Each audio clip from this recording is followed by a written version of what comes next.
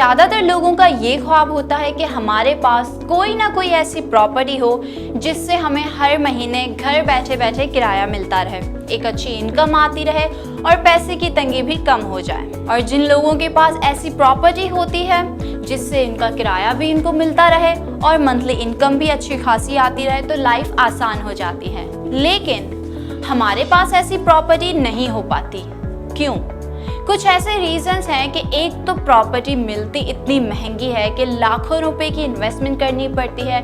उसके अलावा किराएदार को ढूंढना, कानूनी मसले मसाइल, वहाँ की मेंटेनेंस देखते रहना, ये बहुत सारी चीज़ें इंक्लूड हो जाती हैं जो झंझट हम पालना नहीं चाहते। इसके अलावा हम ऐसी प्रॉपर्टी चाहते हैं जो एक प्राइम लोकेशन पे हो, ताकि वहाँ से एक अच्छी रेंटल अमाउंट जनरेट होती रहे, क्योंकि ऑब्वियस सी बात है आपकी लोकेशन पे ही डिपेंड करता है कि वहाँ से आपको कितना रेंट मौसूल होगा।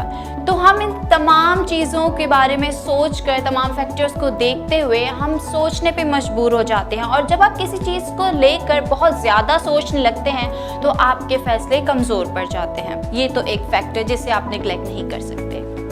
और एक अच्छी प्रॉपर्टी का चुनाव ये भी एक मुश्किल काम होता है कि देखना कि हमें कौन सी प्रॉपर्टी सिलेक्ट करनी चाहिए। डिसीजन मेकिंग्स आपकी इन चीज़ों में मैटर करती हैं। दूसरी वजूहत आ जाती है कि हमारे पास उतने फंड्स नहीं होते, हम इतना अफोर्ड नहीं कर सकते कि इतनी प्राइम लोकेशन पे कोई हम प्रॉपर्टी अप्रोच कर सके। तो इन तमाम मुश्किलात से आज़ादी हासिल करने के लिए हम जाते हैं रियल एस्टेट इन्वेस्टमेंट ट्रस्ट की तरफ, जिससे आप प्रॉपर्टी से रेंट कमा सकते हैं। वो भी उसमें आपको लाखों रुपए खर्च करने नहीं पड़ते, सिर्फ आप 50,000 रुपए में भी अपनी इन्वेस्टमेंट कर सकते हैं। अब ये रियल एस्टेट इन्वेस्टमेंट ट्रस्ट क्या है और इसके क्या बेनिफिट्स हैं, ये कितना सेफ है, हम जानेंगे आज की वीडियो में।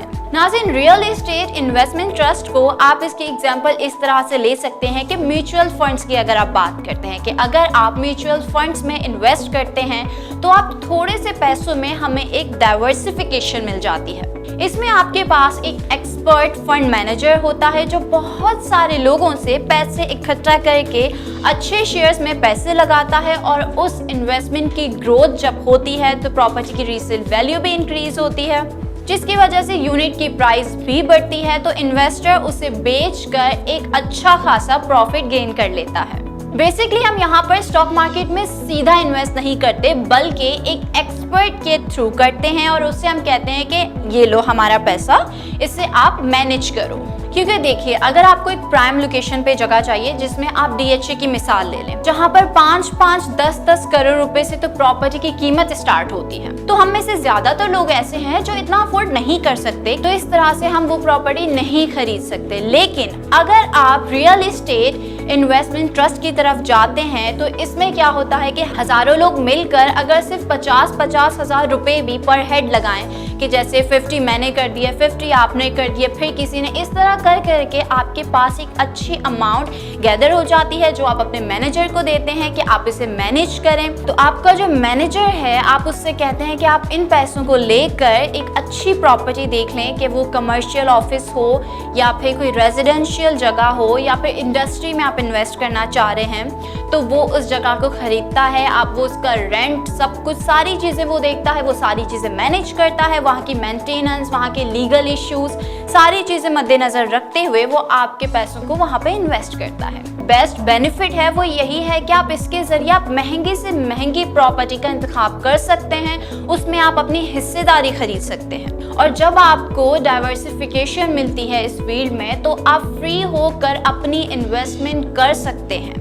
आपके पास डिफरेंट अपॉर्चुनिटीज, डिफरेंट ऑप्शंस आ जाते हैं। आपके जो मैनेजर होते हैं वो आपका 80% पैसा ऐसी प्रॉपर्टीज पे लगाते हैं जो रेडीमेड हो लेकिन अंडर कंस्ट्रक्शन ना हो, ताकि, क्योंकि जब आपकी प्रॉपर्टी ऑलरेडी बनी बनाई होगी तो वहाँ का रेंट ऑलरेडी आ रहा होगा, आप उसकी कंस्ट्रक्शन का वेट नहीं करना पड़ेगा। तो नाज़रीन, ये तो बात हो गई रियल एस्टेट इन्वेस्टमेंट ट्रस्ट की जानिब से और इसके कुछ फ़वाइद।